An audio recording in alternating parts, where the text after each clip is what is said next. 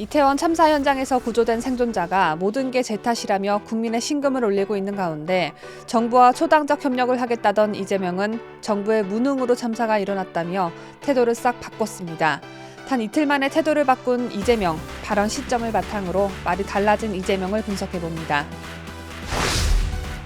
한동훈 법무부 장관과 윤석열 대통령이 심야에 청담동바에서 술자리를 가졌다는 헛소리가 담긴 녹취록 속 첼리스트가 녹취록을 최초로 폭로한 더 탐사 소속 강진구를 향해 날 지켜줄 순 없었나라고 말했습니다. 이 말이 무슨 뜻을 의미하는지 둘의 대화 내용을 들여다봅니다. 검찰이 정경심 아주머니의 형 집행정지를 한 달 더 연장하기로 했습니다. 검찰의 이러한 결정에 경심이 아주머니는 좋아하고 있을까요? 탐탁지 않아 하고 있을까요? 저는 10초 후에 돌아오겠습니다.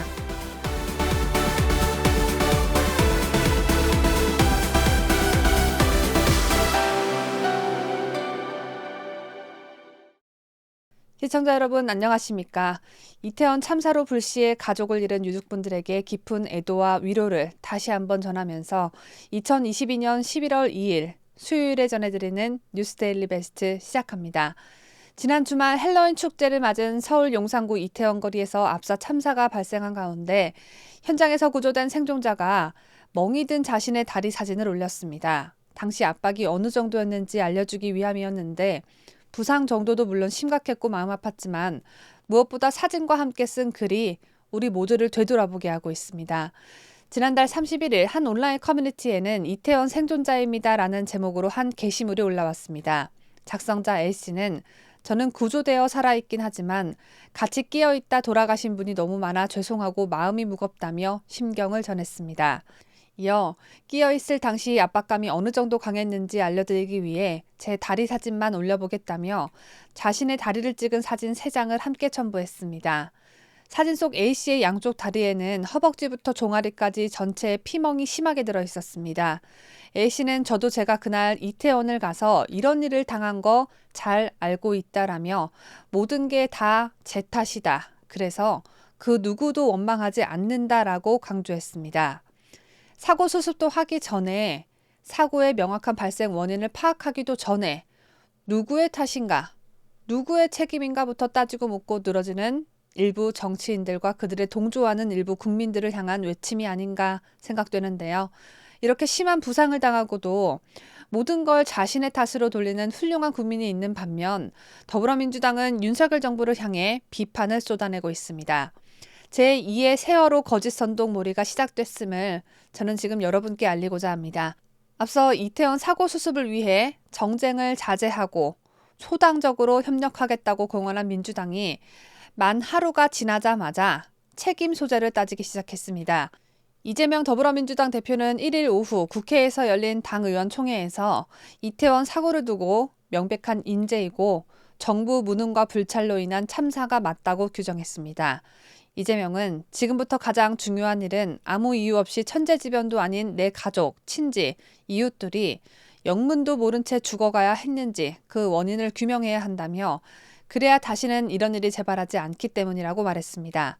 앞서 이재명은 이태원 압사 사고 발생 이튿날인 지난달 30일 국회에서 긴급 최고위원회 회의를 마친 후 민주당은 다른 어떤 것도 다 제쳐두고 정부의 사고 수습과 치유를 위한 노력에 초당적으로 적극 협력하겠다고 말한 바 있습니다. 이재명에게 묻습니다. 이재명 너는 초당적이라는 말이 어떤 뜻인지 알고는 있는 겁니까? 특정한 당파의 이해 타산. 그러니까 니네 민주당에게 무엇이 득이 되고 실이 되는지 따져보지 않고 윤석열 정부의 노력에 무조건 협력하겠다라는 말을 이재명 네가 네 스스로 한 겁니다. 그런데 이렇게 또 지가 한 말을 홀라당 뒤집어 버리니 이재명은 입만 열면 거짓말이라는 말이 나오는 것 아니겠습니까? 그런데 참 묘하고 신기하게도 저는 이재명의 태도가 바뀌게 된 계기 중 하나를 유승민으로 보고 있습니다. 이재명이 정부와의 협력에서 정부를 향한 공격으로 바꾸게끔 그 물꼬를 터준 인간이 바로 국민의힘 소속 유승민이 아닐까 생각되는데요.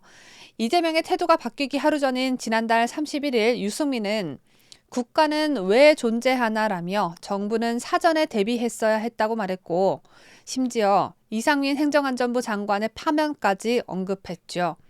이렇게 여당 소속인 작자가 먼저 나서서 이번 사고의 원인과 책임을 무조건적으로 정부 탓이고 정부의 잘못이라고 해주니 야당 입장에선 이제 정부의 노력에 초당적으로 협력할 이유도 필요도 없는 것 아니겠습니까?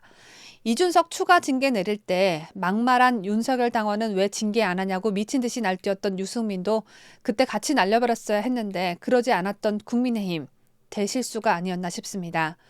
윤 대통령 공격하면 그걸로 반사이익이었고 차기 전당대회에서 지가 당대표의 당선이라도 될 줄 기대하고 착각하며 국민적 비극을 자신의 홍보 수단으로 삼는 유승민. 너의 이 행동은 그저 민주당을 위한 간신배 수준에 불과할 뿐이라는 걸 유승민 본인은 알기나 할까요? 아무래도 유승민은 모르는 것 같으니까요. 혹시 유승민 연락처 아시는 분 계시면 지금 이 영상을 유승민에게 추천 영상으로 전달해 주시길 부탁드립니다. 다음 소식입니다. 더불어민주당 김의겸이 윤석열 대통령과 한동훈 법무부 장관이 김앤장 로펌 변호사 30여 명과 심야 술자리를 가졌다는 내용의 허무맹랑한 녹취록을 국정감사장에서 공개했었죠. 녹취록 당사자로 지목된 첼리스트 A씨는 최초 폭로한 유튜브 채널 더 탐사에 출연하는 강진구를 향해 날 지켜줄 순 없었나 라고 심경을 토로했습니다. 날 지켜줄 순 없었나. 이 말에서 더 탐사에 대한 무언가의 원망이 느껴지죠. 첼리스트 A씨는 1일 자신의 SNS를 통해 해당 의혹을 취재했다는 강진구 기자와 주고받은 문자 메시지 캡처 사진을 직접 공개했습니다. 공개된 사진에 따르면 강진구 이 사람은 A씨에게 언제쯤 세상 밖으로 나오실 건지 많은 사람들이 땡땡씨를 기다리고 있습니다. 누군가는 떨고 있겠지만 이라는 문자를 보냈습니다. 이에 A씨는 더 탐사 강진구에게 저는 원래 기자님 팬이에요. 유튜브 구독까지 하고요. 그런데 이번에 제가 당황스럽게 됐다. 올바르지 못한 의도의 땡땡땡의 제보에 거부했을 때 조금 더 제 의사를 존중하지 않으신 것에 대해 제가 많이 불편하게 되었다고 강진구 멋대로의 폭로를 저격했습니다. 여기서 땡땡땡은 A씨의 전 남자친구 이름으로 추정됩니다. 이어 A씨는 저는 땡땡땡이 벌려놓은 판에 끼고 싶지 않은 거고요. 땡땡땡은 저의 옛 남친이라기보다는 스토킹에 적합한 사람이고 그와의 법적 절차가 제게는 먼저이고 지금 진행 중이다라며 죄송하지만 저는 제가 당한 억울한 일부터 처리해야겠네요 라고 말했습니다. 더 탐사 강진구가 벌려놓은 사개극에 나는 함께하고 싶지 않다라는 뜻을 내비치면서 사실상 강한 불만을 표한 것으로 보여집니다. 어쩐지 그 녹취록을 들어보면 첼리스트가 마치 술에 취한 듯 그 청담동 바 장소가 어딘지 특정도 못하고 횡설수설하는 듯 보였는데 스토커 남친이 무서워서 그랬던 게 아닐까 하는 합리적 의심이 듭니다. A씨의 남친이 스토커가 맞다면 나 대통령이랑 법무부 장관 앞에서 첼로 켜주고 거액 받는 첼리스트야. 이렇게 스토커 남친에게 허세 부리며 스토커를 떼내려 했던 게 아닐까 하는 추측도 되는데 무엇보다 사실이 아닌 얘기가 자신의 동의 없이 녹음됐다가 세상에 까발려지니 이 사태를 어쩌면 좋나 하는 A씨의 두려움도 헤아려집니다. 최근 국민의힘은 윤 대통령과 한 장관이 김앤장 변호사들과 심야 술자리를 가졌다는 의혹을 제기한 더불어민주당 김의겸을 향해 데이트 폭력의 공범이자 2차 가해자라고 비판을 가한 바 있습니다. 김행 국민의힘 비상대책위원은 지난달 27일 비대위 회의에서 한 여성의 인권과 인생이 김의겸 민주당 대변인과 민주당에 의해 정치적으로 철저하게 이용당하고 파괴됐다면서 제보자인 남자친구는 동의 없이 녹음했고 제보했다. 이것은 데이트 폭력이다. 동의를 받지 않은 녹음과 제보 내용이 여과 없이 국회에서 그대로 흘러나왔다는 것은 남자친구, 더 탐사 유튜브 채널, 김 의원이 데이터 폭력의 공범이자 2차 가해자가 될 수 있다는 증거라고 지적했습니다. 이어 데이트 폭력이 고발된다면 면책특권 범위를 넘어선 것이라며 김의겸 의원은 데이트 폭력 범죄자의 제보를 크로스체크 없이 틀어도 되나라고 따져 물었습니다. 정과 사범이 당대표로 있는 민주당인데 제보를 한 사람이 범죄적건 말건 그게 무슨 상관이겠습니까? 민주당은 아마 술에 취해 잠든 사람이 잠꼬대하는 말일지라도 그 말이 여당과 관련한 문제라면 여과 없이 의혹 제기를 하고 나설 겁니다. 그게 바로 정과자가 당대표로 있는 민주당 수준이니까요. 제가 준비한 마지막 소식 전합니다. 검찰이 정경심 아주머니의 형 집행을 내달 3일까지 1개월 더 정지하기로 했습니다. 경심위 측은 치료를 위해 3개월 더 연장해달라고 요청했지만 검찰심의위원회는 1개월이면 충분하다고 판단했습니다. 경심이 아주머니는 죄지은 주제에 한 달 나와 사는 것도 감지덕지해야지 욕심이 참 많으시네요. 정경심은 딸내미의 동양대 표창장을 위조하고 입시에 부정한 영향력을 행사한 혐의 등으로 올해 1월 대법원에서 징역 4년의 실형을 확정받고 서울구치소 철장장 안에서 생활해왔습니다. 이후 디스크 파열 및 협착, 하지마비에 대한 신속한 수술이 필요하다는 이유로 형 집행정지를 끈질기게 신청한 끝에 지난달 4일 풀려났습니다. 정경심은 1개월에 만족하지 못하고 3개월 추가 석방을 요청하면서 척추 관련 추가 수술이 필요하다고 했는데 다른 수감자들은 허리가 끊어질 듯 아파도 딱딱하고 차가운 바닥에서 참고 견딥니다. 그런데 다른 학생들의 노력을 물거품 되게 하면서 서류 조작이나 해댄 잡범인 정경심은 뭐가 그렇게 잘났다고 한 달로도 부족하다며 이렇게 징징대는 겁니까? 한 달도 과합니다. 그리고 우리 국민은요, 범죄자들이 밖에 나와 돌아다니면 불안합니다.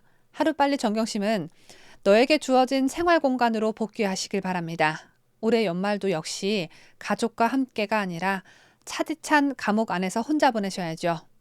제가 준비한 소식은 여기까지입니다. 끝까지 시청해주신 여러분 대단히 고맙습니다.